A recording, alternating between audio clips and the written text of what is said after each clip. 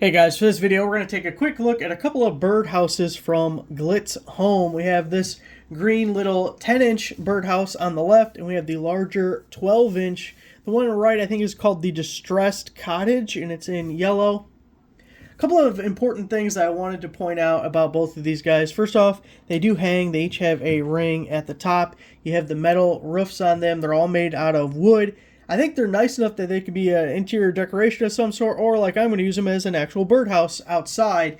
And I just wanted to point out that the wood, metal, outside, things don't last forever. They deteriorate over time. So if you can, mount them somewhere where they are somewhat protected from elements, just to prolong the usefulness and the prettiness of the birdhouses. So if it can be mounted in a tree where the branches and foliage are kind of protecting it from both sun and rain a little bit, that's great. Also, it's good to keep birdhouses in the shade a little so the birds aren't out baking in the sun when they're in these things. And then, of course, rain just doesn't do well with any materials, really. But maybe there's an overhang of some sort you have. Anyways, if you can, that will prolong the life a little bit.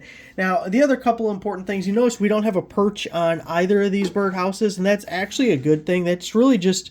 the birds don't need it to get in and out. They can get in and out the holes just fine without a perch.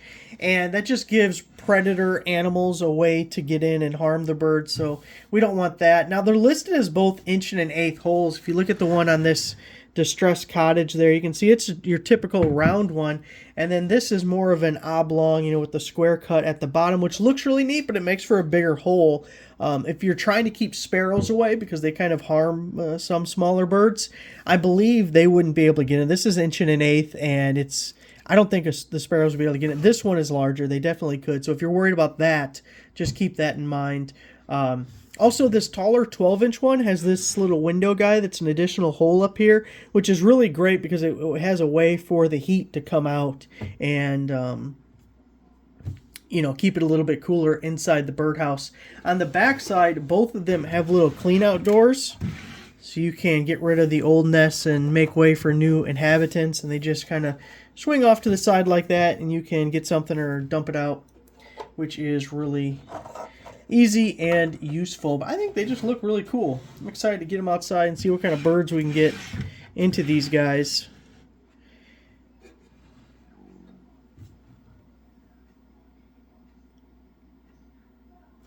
So there it is. Thanks for watching.